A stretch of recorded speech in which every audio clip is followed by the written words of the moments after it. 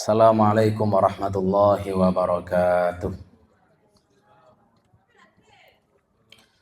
Bismillahirrahmanirrahim. Alhamdulillahi rabbil alamin.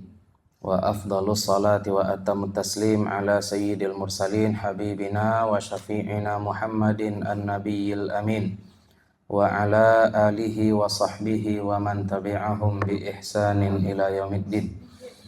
فنوينا التعلم والتعليم والنفع والانتفاع والإفادة والاستفادة والحث على التمسك بكتاب الله تعالى وبسنة نبيه صلى الله عليه وسلم والدعاء إلى الهدى والدلالة على الخير ابتغاء مرضات الله وصوابه وقربه.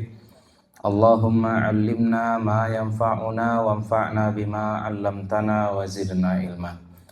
Bapak-bapak, ibu-ibu, para jamaah yang dimuliakan Allah, puji syukur kehadirat Allah Subhanahu wa taala, salawat dan salam mudah-mudahan senantiasa tercurah untuk Nabi Muhammad sallallahu alaihi wasallam.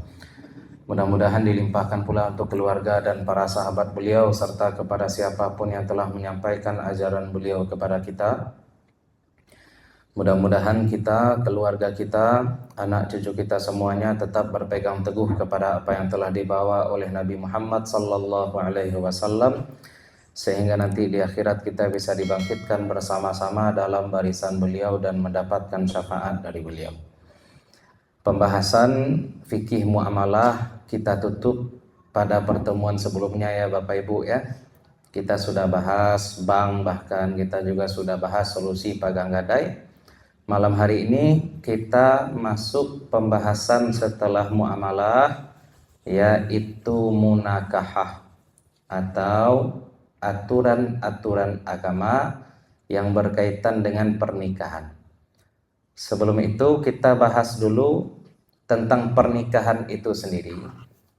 Bahwa pernikahan ini bapak-bapak ibu-ibu adalah aturan kemanusiaan yang bahkan orang yang tidak beragama Islam pun tahu bahwa pernikahan itu terhormat. Tidak pun seseorang beragama Islam tahu dia bahwa perzinaan itu terlarang. Maka ketika kita singgah, kita tengok peradaban-peradaban lain yang tidak mengenal Islam sekalipun, mereka mengenal pernikahan. Nah, dalam praktik orang-orang Arab sebelum Nabi Muhammad sallallahu alaihi wasallam diutus pun mereka sudah mengenal akad pernikahan. Jadi istilah anak hasil zina juga sudah ada pada saat itu. Datang ke Indonesia juga sudah ada pernikahan. Ya. Nah, maka gambarannya Islam datang, manusia sudah mengenal pernikahan. Maka Islam datang itu pernikahan tidak dibatalkan, tapi pernikahan itu dilanjutkan. Kalau ada aturan-aturan dalam pernikahan yang sudah dilakukan oleh manusia tadi tidak sesuai dengan syariat, maka bagian itu saja yang diperbaiki. Apa contoh? Ketika Nabi Muhammad sallallahu alaihi wasallam hijrah dari Makkah ke Madinah, di Madinah ada seorang laki-laki namanya Ghilan. Ghilan ini memiliki 9 orang istri. 9 bininya Pak. Ya. Jadi Nabi hijrah ke Madinah, ada seorang laki-laki di Madinah namanya Ghilan. Ghilan ini istrinya 9. Apa kata Nabi sallallahu alaihi wasallam? Tahan 4, selebihnya ceraikan. Ya. Itu namanya tuh. Berarti sebelum datang Islam, laki-laki boleh menikah unlimited. Yo, ndak ampe batih bini sebelum Islam datang. Bara batihnya ndak do batih. Bara nan bisa dinafkahi saratui apa bini saratui. Atu makanya Nabi Daud bara bininya Bu. Itu Ibu cerita Nabi Daud. Nabi Daud itu dalam riwayat istri beliau 99. Ya, akan ditambah 100, ternyata nan 100 itu adalah dilamar oleh prajuritnya cek kan itu cerita itu. Enggak jadi ditegur. Itu syariat sebelum datangnya Islam. Nah, Islam datang bagaimana? Dibatasi jadi ampe. Batasi jadi ampe. Apalagi contoh aturan-aturan rumah tangga dalam Islam terkait akadnya. Ya, sebelum Islam datang, masalah akad ini siapa yang bisa jadi wali? Kalau dulu padusi perempuan memang dianggap hanya sebagai barang saja, tidak punya hak. Tapi ketika Islam datang dan bapak ingin menikahkan anak perempuannya, ini mereka aturan Islam tuh. Bapak boleh menikahkan secara paksa anak perempuannya, boleh, dengan syarat laki-laki yang dinikahkan dengan anak perempuannya ini sekufu. Sekufu itu artinya apa? Seimbang atau lebih. Jadi kalau laki-laki ini lebih gagah daripada secara fisik lebih baik daripada si perempuan, lebih kaya daripada si perempuan, lebih pintar daripada si perempuan, lebih soleh daripada si perempuan, maka si perempuan anak ini tidak boleh menolak pilihan bapaknya. Ya, lah seimbang, sebanding, anak perempuan tidak boleh menolak pilihan bapak. Tapi kalau misalkan si bapak ternyata memilihkan calon suami untuk si anak, contoh kok yang tak seimbang ya, anaknya umur 20 calon laki yang dicarikan oleh bapaknya umur 40 seimbang atau tidak, Bu? Atau 45 lah. Anaknya usia 20 tahun, calon suaminya usia 45. Seimbang enggak? Maka dalam kondisi ini, tidak sekufu ini, maka si bapak harus menanya kepada anak perempuan kalau ingin menikahkannya. Jika anak perempuan ini menolak, dia berhak menolak. Kenapa? Karena tidak sekufu. Tidak sekufu, tidak sebanding. Tapi kalau anak perempuan ini diam saja, berarti itu tanda dia setuju. Nah, jadi masalah anak perempuan diam tanda setuju dalam kasus seperti ini. Tidak semua diam itu dianggap persetujuan. Nah, ini contoh diamnya perempuan dianggap persetujuan. Ketika bapaknya ingin menikahkannya dengan laki-laki yang tidak sepadan, laki-laki yang tidak sekufu. Tapi kalau misalkan laki-laki yang dicarikan oleh bapaknya sekufu, sepadan, apa alasan mau ditolak? Ya Pak, carian laki nan buruk untuk ambo. Agak cak paknya, bercaminlah kau dulu sih. Ya. Apa carian laki nan miskin, ya bercaminlah dulu ke diri ya Pak. Itu namanya sekufu. Tidak ada alasan untuk menolak pernikahan kalau sekufu. Itu contoh. Di syarat jadi wali apa? Ada lagi pembahasan wali, misalkan nanti syarat wali tidak boleh orang fasik. Tidak boleh wali nikah itu orang fasik. Berarti bagaimana? Berarti kalau bapaknya tidak sholat, tidak bisa jadi wali nikah. Itu kan fasik. Ustadz, perempuan ini ingin menikah, atau apaknya tidak setuju, atau tapi apaknya tidak sholat, boleh? Apa itu pak kualeh? Memang itu. Tidak semua bapak jadi wali. Itu perlu juga sebagai bapak ya, bapak-bapak jangan merasa anak itu punya awak saja, hak untuk menikahkannya, terutama kalau ternyata kita adalah orang fasik. Dan wali tidak boleh orang fasik. Kenapa orang bisa jadi fasik? Orang bisa jadi fasik karena melakukan dosa besar atau melakukan dosa kecil secara terus-menerus. Dosa besar walaupun sekali, maka itu membuat seseorang menjadi fasik. Kalau dosa kecil dilakukan terus-menerus, maka membuat seseorang juga menjadi fasik. Ya. Jadi nikah kok kiranya banyak bersinggungan dengan kasus-kasus lain, banyak bersinggungan dengan yang lain-lain. Nanti tentang nafkah itu terkait muamalah. Tentang mahram juga, karena pernikahan ini tentu membentuk keluarga, menyebabkan mahram. Kemudian juga nikah akan berkaitan juga dengan ya, aturan muasyarah.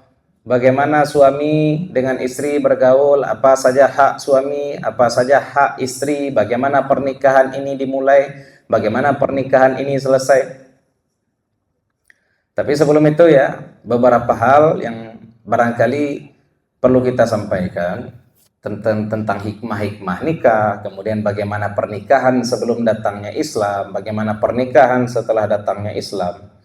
Satu hal yang unik sebenarnya ya Bapak Ibu, dalam Islam pernikahan itu bisa diselesaikan dengan talak. Tapi kalau dalam ajaran Kristen, Nasrani, sebenarnya mereka tidak mengenal perceraian, Katolik terutama. Ya, apa bedanya? Sebab dalam Islam yang berakad adalah suami dengan bapak mertua atau bapak si perempuan. Kalau dalam agama Kristen enggak, nyoba janji ke Tuhan. Ya, berjanji kepada Tuhan disaksikan oleh pastor. Atau makanya pernikahan orang-orang kalau Nasrani itu sebenarnya mereka tidak mengenal istilah talak, mereka tidak mengenal istilah cerai. Jadi kalau ada orang Kristen bercerai itu meniru awak. Ya. Niru awak. Ustaz, cerai boleh enggak? Nanti kita bahas ya terkait cerai. Nah, ada satu lagi yang juga perlu kita luruskan. Pernikahan ini bapak-bapak ibu-ibu adalah akad. Pernikahan adalah akad. Ustadz, saya dengar dari orang dikatakan pernikahan adalah ibadah. Iya, apapun jadi ibadah. Makan pun ibadah. Lalu pun bisa jadi ibadah. Pernikahan ini apa? Bisa jadi wasilah ibadah, tapi aslinya adalah akad. Maka karena pernikahan ini adalah akad, kok gambaran kayak kalau ada suami istri yang sudah menikah ketika mereka agamanya kafir, ketika mereka Hindu misalkan, ketika mereka Buddha misalkan, ketika mereka Kristen misalkan, Katolik misalkan, kalau satu keluarga ini masuk Islam, maka akad nikahnya tidak perlu diulang. Kenapa? Karena pernikahan itu bukan ibadah asli. Pernikahan itu aslinya adalah akad. Akad nikah orang kafir sah enggak Ustaz? Sah. Maka ketika dia masuk Islam, akad nikahnya tidak perlu diulang. Itu beberapa gambaran terkait pernikahan. Nah, Bapak Ibu, kalau dalam undang-undang kita terutama ya di Indonesia, pernikahan ini disebut dengan al-ahwal asy-syakhsiyah. Ahwal syakhsiyah ini kalau kita bahasakan dengan bahasa Indonesia artinya urusan pribadi. Kenapa disebut pernikahan ini urusan pribadi? Karena memang aturan syariat terkait pernikahan ini tidak terlalu banyak sebenarnya. Namun nanti keluarga boleh, di dalam internal keluarga itu mereka boleh mengelola sebagaimana mereka mau, bagaimana keluarga ini berjalan. Ustadz, dalam keluarga kami suaminya di rumah saja ngasuh anak, istrinya yang kerja. Boleh enggak? Urusan ini. Lai senangnya sebagai istrinya non kerajo lakinya di rumah. Lai ya sudah. Aja nawa lo bekom gaduh-gaduh rumah tangga orang. Ustadz, di rumah tangga kami suami yang ikut suami yang ikut istri. Jadi kalau nyoba bini orang pi kumbuah di mana tinggal? Kumbuah. Kalau orang Jawa tinggal rumah laki atau tinggal rumah bini? Nah, rumah laki. Waktu Ustaz enggak masalah. Itu namanya apa? Al-ahwal asy-syakhsiyah. Urusan pribadi. Ya, yang kita bahas dulu apakah nikah ini sudah sesuai dengan syariat atau belum. Bagaimana nanti jalannya keluarga ketika sudah jadi keluarga itu diserahkan kepada masing-masing. Yang penting tidak boleh zalim. Itu yang penting. Ya, wa'ashiruhunna bil ma'ruf kata Allah. Pergaulilah istri kamu dengan cara yang baik, al-ma'ruf. Bapak Ibu yang dimuliakan Allah, sebelumnya kita bahas dulu tentang hukum menikah. Hukum menikah. Menikah ini sejatinya adalah tabiat manusia. Manusia diberikan oleh Allah Subhanahu wa taala dorongan syahwat. Syahwat makan ada, syahwat ingin punya kendaraan yang baik juga ada, syahwat ingin punya pakaian yang baik juga ada, syahwat kepada lawan jenis juga ada dalam kondisi normal. Kalau orang tidak normal, sesama jenis Ada lo nandak normal anak-anak. Nan lebih hendak normal jual ayam-ayam ke. Ya, tapi itu ndak awak bahas ya, itu dosa. Jadi manusia secara normal diberikan oleh Allah syahwat. Kenapa manusia diberikan syahwat? Kenapa tidak seperti malaikat saja? Karena manusia ini untuk bisa berkembang, untuk bisa bertahan, Allah berikan syahwat. Kita diberikan syahwat untuk makan dan minum agar kita tidak mati. Diberikan kita syahwat untuk menikah agar kita berkembang, tidak punah. Tapi syahwat ini harus disalurkan kepada apa yang tidak membuat Allah marah. Sama dengan makan ya. Allah memberikan kepada kita syahwat untuk makan. Jalan pulang dari musaji nampak batang durian orang. Le boleh dia ambil buah duriannya? Nah, itu kan syahwat ko manusiawi ko Ustaz. Awak ketujuh iyo lahi manusiawi, awak ketujuh durian betul. Tapi salurkan syahwat kepada yang halal. Sama dengan pernikahan. Ada hasrat, ada syahwat, tapi disalurkan kepada yang halal. Nah, jadi itu tentang pernikahan. Syariat memberikan aturan dulu. Nah, jadi hukum nikah ini sebenarnya apa? Manusiawi, natural. Nah, maka disunnahkan bagi kita untuk menikah. Jadi ada 3 orang bertanya kepada para istri Nabi bagaimana kualitas ibadah Nabi. Malu mereka. Nabi saja yang maksum, yang terbebas dari dosa, ibadahnya seperti ini, apalagi kita. Sehingga 1 dari 3 orang tadi berkata, saya akan sholat malam selalu tidak tidur-tidur. Yang 1 lagi mengatakan, saya akan puasa setiap hari, tidak ada hari berbuka. Yang 1 lagi berkata, saya tidak akan nikah-nikah, saya akan jauhi perempuan. Berang Nabi, ana atqakum, saya orang yang paling bertakwa di antara kamu. Saya sholat malam, tapi ada juga saya tidur. Saya puasa, tapi ada juga hari berbuka. Saya juga tidak menjauhi perempuan. Maksudnya Nabi menikah. Nabi katakan an-nikahu sunnati faman raghiba an sunnati falaysa minni. Nikah itu sunnah saya. Siapa yang tidak suka dengan sunnah saya maka bukan golongan saya. Maka hukum nikah ini sunnah aslinya. Tapi Bapak Ibu, wah jalihan dulu secara umum ya. Karena nikah ini adalah akad.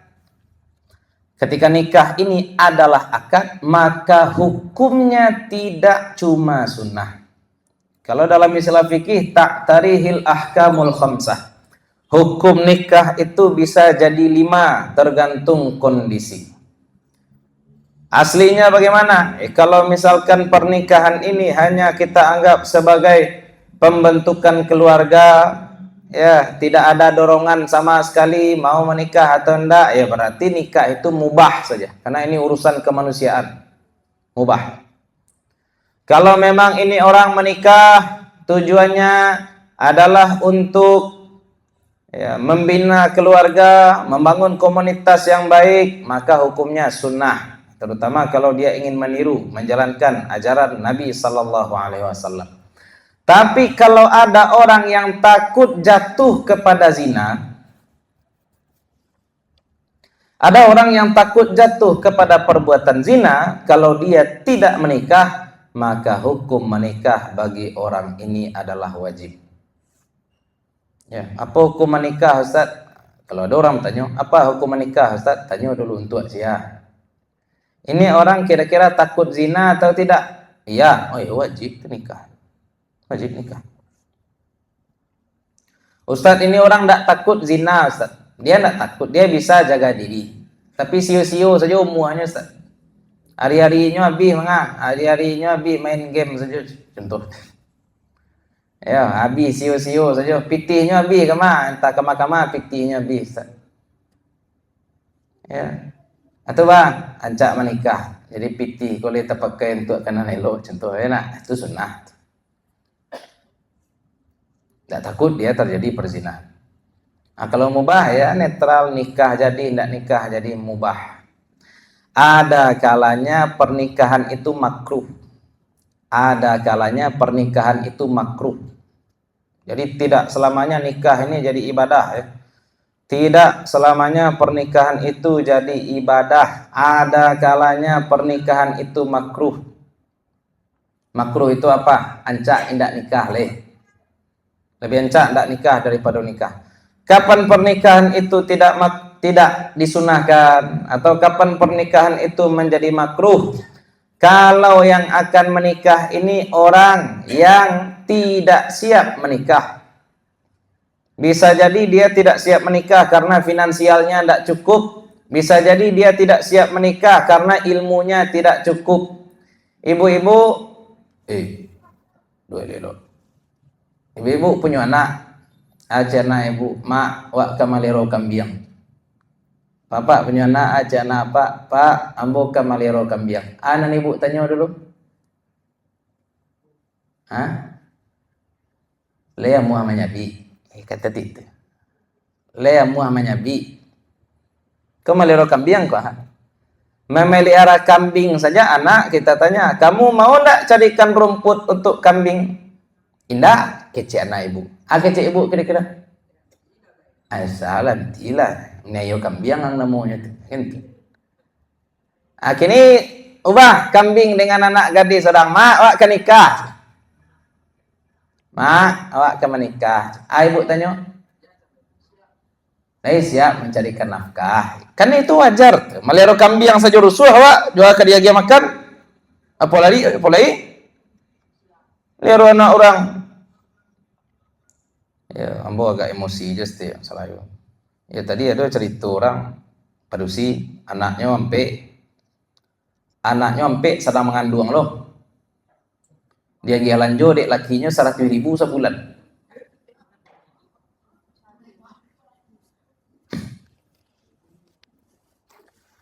Rp100.000 berapa? Seminggu. Cukup 100.000 seminggu. Anak ampe pak. Ibu boleh bisa? Nggak, ibu boleh bisa?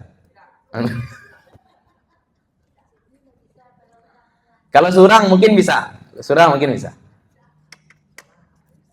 Surang bisa dicukui-cukuian. Kalau anak ampe,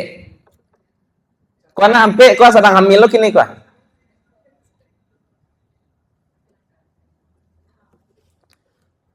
Urang dan masalah awak lo nan rusuh, ya rusuh awak jadinya. Kasihan awak jo anak-anaknya. Kasihan jo anak-anak. Ya. Jadi itu makanya para lu ditanya wajar saja tuh, bapak ibu batanyo. Atau ada orang melamar anak bapak, melamar anak ibu, itu tuh wajar saja bertanya. Pak, ambo ingin menikah jana apa? Bu, ambo ingin menikah jana ibu. Sabui saja baik-baik kanyo. Anak ambo kini ambo agi lanjut 2 juta sebulan jangan itu. Biasa saja itu. Ya, ibu alun dado anak gadir. Lalal pe. Oh lalal. Ndak ibu tanya itu dulu. Tapi lagi cukup ya. Alah selesai itu aman. Yang tanya lo kini. Yang lah berlalu biar berlalu. Kini itu manusiawi ya, ditanya seperti itu biasa. Anak ambo kini ambo agi lanjut 2 juta sebulan atau anak ambo agi lanjut 1 juta sebulan. Lai kira-kira talo anak ujang lagi ya lanjut anak gadi ambo segitu sebulan. Sebab ini kan menjadi pengganti bapak ya Pak ya. Suami itu menjadi pengganti di bapak. Tadinya anak perempuan patuh mutlak kepada bapaknya. Setelah menikah anak perempuan patuh mutlak kepada suami. Wajar saja bertanya sama dia itu. Ya, walaupun istri tentu harus memberikan juga untuk keluarga ya, berkontribusi untuk keluarga. Itu wajar tuh. Nah, atau anak bujang kita, anak laki-laki kita yang akan menikah, ingin dia menikah, sampaikan juga. Ma, ambo kan nikah, le umur lah cukui. Umur iyalah cukui. Ya, lai bisa magih makan anak orang. Ndak, jangan dulu. Pantaskan diri dulu.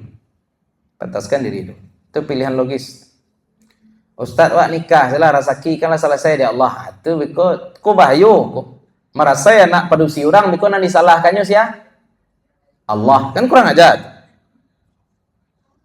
Sudah menikah merasa ya nak perempuan orang Si anak disalahkannya nanti, ku Allah ku pilih kiranya kamu, kan kurang ajar. Ya. Berkali-kali yang mau sampaikan, kalau kita imannya tidak seperti Abu Bakar As-Siddiq, jangan hidup seperti Abu Bakar As-Siddiq. Ya, Abu Bakar As-Siddiq kalau bersedekah barabu seluruh harta. Awak boleh enggak bentuk itu? Enggak boleh. Awak berpikir itu logis juga. Sisakan pula untuk diri awak, sisakan pula untuk keluarga kita, baru bawa keluar. Atau masuk itu. Jadi makruh hukumnya kalau memang belum mampu untuk berumah tangga, memaksakan diri berumah tangga. Termasuk ilmu. Kok ilmu para lu juga kok. Kini sudah menikah. Setelah menikah melahirkan. Setelah melahirkan dibunuhnya anaknya. Itu ditapuk-tapuknya anaknya. Kenapa anak dipukul-pukul? Kecik dokter baby blues. Pernah bapak ibu dengar istilah baby blues? Di ibu anak baru lahir, dia tidak sayang pada anak. Kalau pada kucing itu terjadi, maka anak ini dimakan oleh induknya. Itu cerita orang kok. Ambo kecian kok orang-orang kurang ilmu, kok orang sakit jiwa, kok enak, enggak sayang ke anaknya. Orang-orang muda itu kalau belum stabil jiwa, belum cukup ilmu, jangan menikah dulu. Pantaskan diri dulu, cukupkan ilmu dulu, baru menikah. Ya, bukan berarti kita mencegah, melarang anak-anak beribadah, enggak, melarang orang menikah, tidak. Tapi diukur juga kemampuan diri kita, sudah pas, sudah patut, sudah mampu atau enggak. Bantu kecik kita tadi di awal, kecik awak tadi, mama liaro kambing saja. Ditanya dulu, lai kamu menyabi, lai kamu amagi makan, lai kamu amagi minum, lai kamu mamarasian nyo. Apa lai mama liaro? Anak gadih orang. Itu normal. Ambo mohon maaf ke bapak ibu, ambo bukan tipe ustaz yang menyarankan nikah sajalah capek, enggak. Sebab ala banyak kita caliak rumah tanggo dibangun tagageh-gageh. Ambo ndak lo majan bercewek-cewek. Cewek tepuk cik. Hei. Pandai cewek.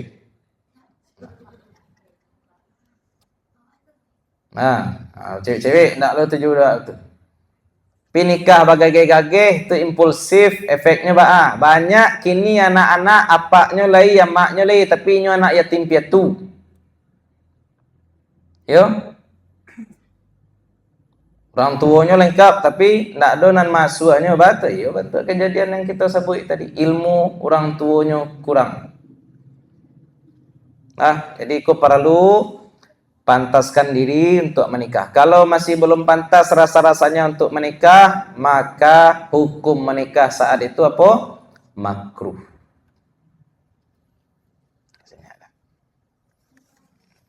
Kau mohon maaf kau bu, dulu gua. Ya. Ibu-ibu kan dapat lo kau. Alah, jangan susah lo apa-apa. Lah, ada kalanya menikah itu hukumnya haram. Aduh, lu nikah kok haram kecil Ustaz? Iyalah nikah kok haram. Kapan pernikahan haram? Kalau pasti ada mudarat yang terjadi. Kalau pasti ada mudarat kok gara-gara menikah, ayo. Apa contoh? Contoh kok anyolon menikah, ingin menikah tapi nyo sakit jiwa. Sakit jiwa. Ada orang sakit jiwa kok contoh bipolar. Siangnya elok, malamnya bentuk hantu. Siangnya elok, malam marabo-rabo saja. Ada orang muda itu sakit jiwa. Ada ibu baca berita.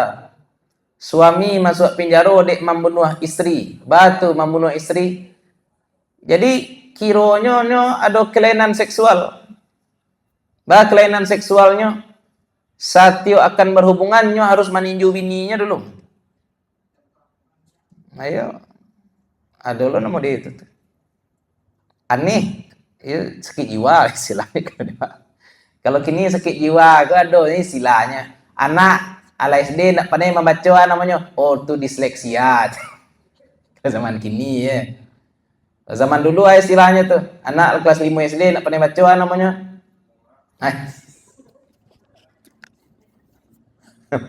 Man dulu Kalau zaman kini, disleksia. Kalau zaman dahulu ada orang suku mancopet, namanya maliang.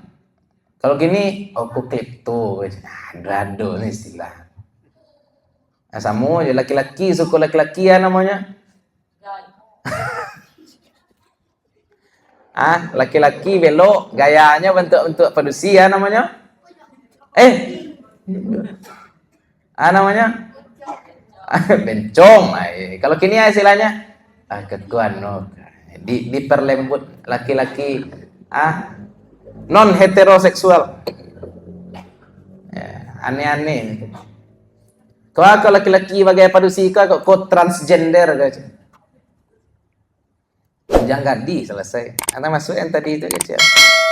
Jadi jangan kemudian kalau memang ada indikasi laki-laki ataupun perempuan akan memberikan mudarat bagi pasangannya, maka haram menikah.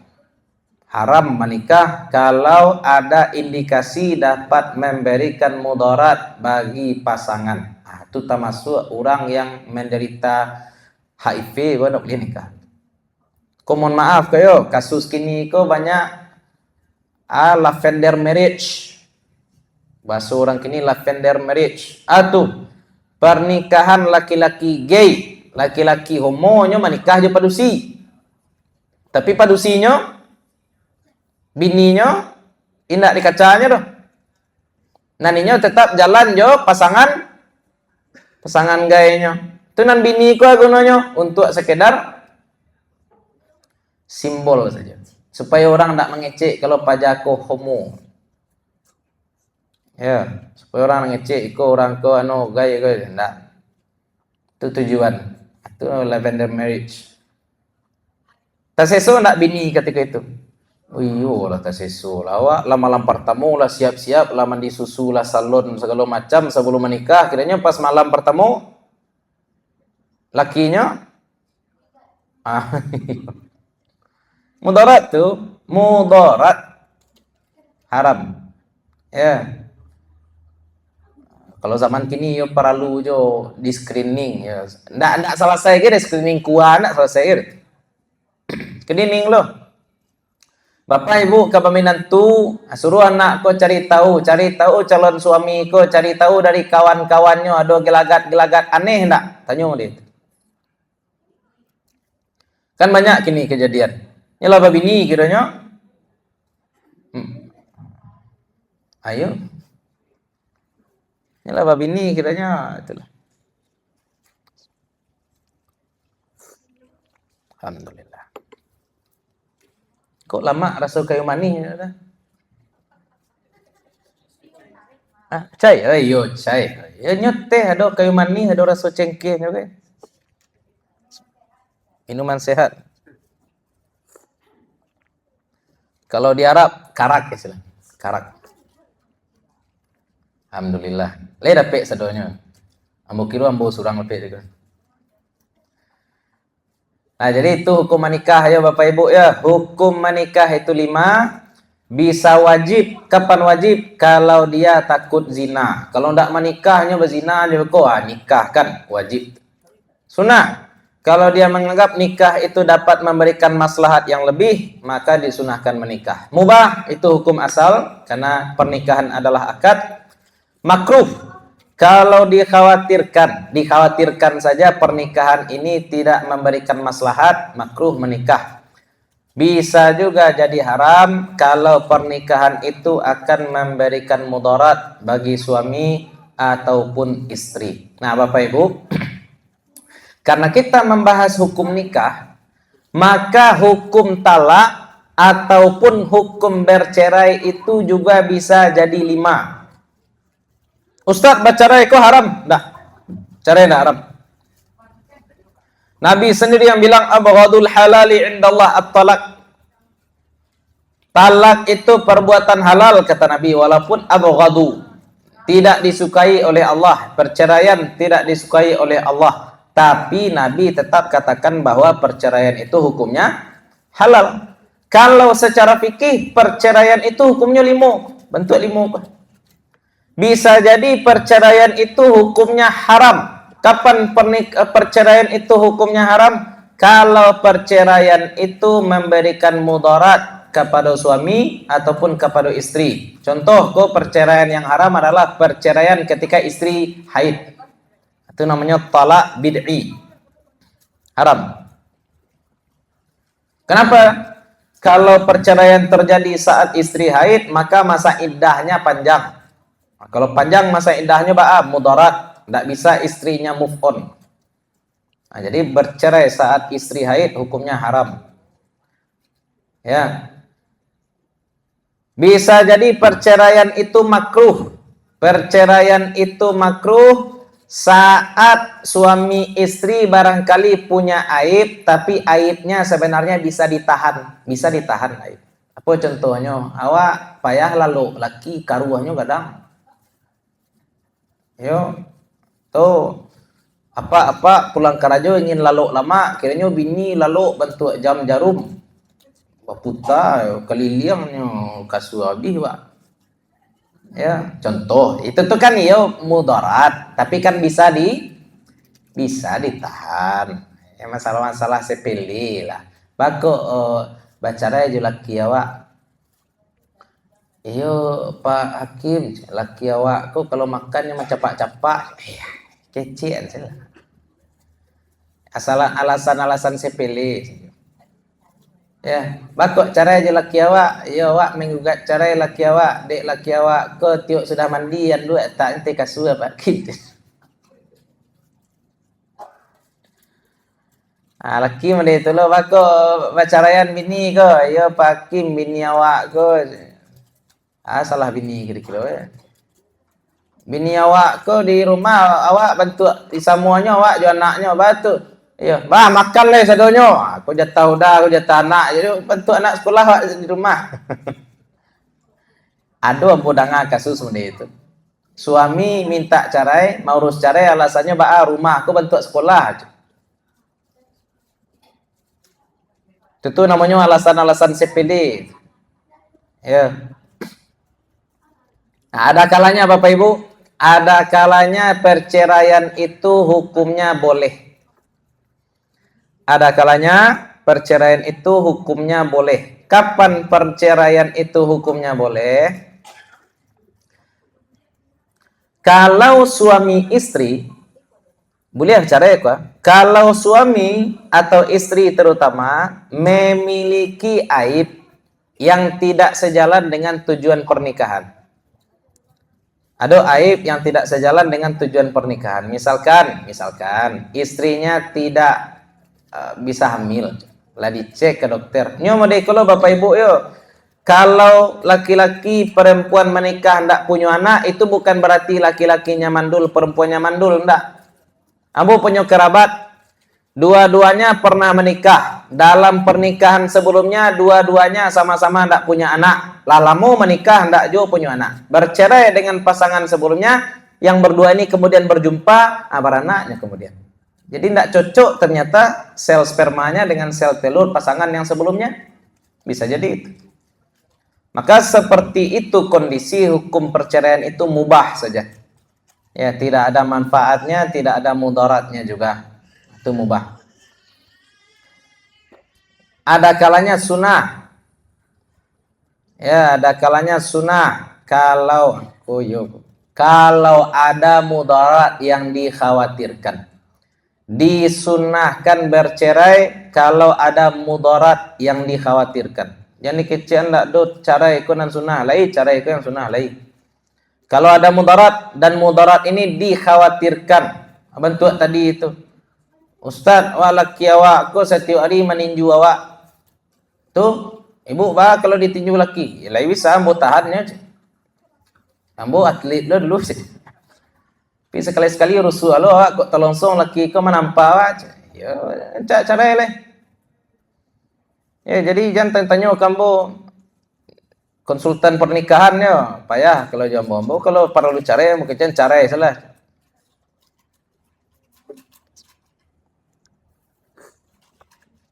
Ada kalanya perceraian itu wajib. Tadi itu cerita awak suami acok memukul istri tapi istrinya lay atlet lo. Kini kau bahas suami memukul istri setiap hari bininya biru-biru. Contoh. Bapak Ibu jangan kira ya. Jangan kira mempertahankan pernikahan itu selalu bagus. Enggak. Mana nancak? Bu, mana nancak kira-kira? Rumah tangga ado, ayah ibu ado, atau anak setiap hari mencari amak bapaknya bertinju. Mana nancak? Cak sah, ya betul. Itu logis. Ke rumah tangga lagi, ayah ibu lagi di rumah, keluarga lengkap, tapi setiap hari amak bapaknya MMA. Ya. Smackdown-nya di rumah, ya. Iya. Kan nampak dia anak setiap hari. Orang kan takut awak kalau baca anak kau trauma, keceknya. Mana lebih trauma? Orang kayak baca itu orang kayak bertinju. Tinju lebih traumanya deh. Ya, tidak aman kejiwaan anak tuh jadinya. Itu wajib tuh cerai. Termasuk kalau misalkan suami istri bentuk cerita gitu tadi, batu homo. Mohon maaf kok Bapak Ibu, kalau ada suami ibu-ibu nan suka main padusi, suka main-main padusi, minta cerai sajalah. Zaman kini penyakit menular seksual kok banyak. Ada berita tuh, bari berita aku suami ternyata suka main zina di luar, pas dicek istrinya kena AIDS. Istri tidak manga-manga tapi tiba-tiba kena AIDS. Ya dulu padusi kini ambo biarlah laki ambo main-main serong daripada poligami. Batu kalau poligami kan tak bagi warisan wak nanti. Ya, kalau main serong indah, ya bayangkan kon terjadi. Ya, hati-hati kau bapak-bapak juga hormati hubungan pernikahan, jangan lakukan hubungan di luar pernikahan. Ibu-ibu juga seperti itu. Kalau memang salah satu pasangan kita itu ndak lagi setia, nampak gelagat-gelagat seperti itu, ndak usah dikonsul ndak do konsul-konsul. Konsul aja lah kalau lama dia itu. Ya masuk apa dia bentuk tadi itu, suaminya kiranya punya simpanannya sama-sama laki-laki. Kok sangat-sangat berpotensi kayak mayoritas pengidap HIV AIDS itu orang apa bu? Oke. Ya orang bisa kena HIV AIDS itu bisa jadi karena narkoba, bisa jadi karena hubungan bebas. Tapi mayoritasnya adalah karena itu. Makanya hati-hati betul ya. Hubungan pernikahan dijaga kalau memang memberi maslahat. Tapi kalau ternyata hubungan pernikahan itu pasti memberikan mafsadat, tidak apa-apa bercerai. Ustadz, perempuan kalau meminta cerai nanti dilaknat Allah. Betul, perempuan lakinya tidak salah apa-apa minta cerai baru sogadang. Tapi kalau nyata seperti yang kita sebutkan tadi, kesalahan-kesalahannya, mudarat-mudarat yang akan sampai kepada dirinya atau kepada anak-anaknya, maka bercerai kepada itu ketika itu justru hukumnya wajib.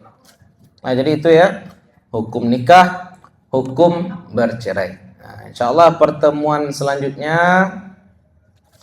kita akan membahas tentang hikmah-hikmah sedikit ya, hikmah-hikmah nikah. Walaupun tadi sudah kita bahas sedikit, nah kita juga akan bahas hukum nikah, tata cara pernikahan. Jadi kalau orang mau menikah itu bagaimana caranya, apa saja yang perlu dipersiapkan, hak-hak suami, hak-hak istri, insyaallah kita bahas pada pertemuan selanjutnya. Itu barangkali wallahu taala a'lam wa alam. Mudah-mudahan bermanfaat kajian kita malam hari ini untuk bapak-bapak, ibu-ibu, terutama untuk kami pribadi yang menyampaikan. Mohon maaf kalau ada yang salah, ada yang kurang, ada sesuatu yang tidak kami letakkan pada tempatnya. Assalamualaikum warahmatullahi wabarakatuh.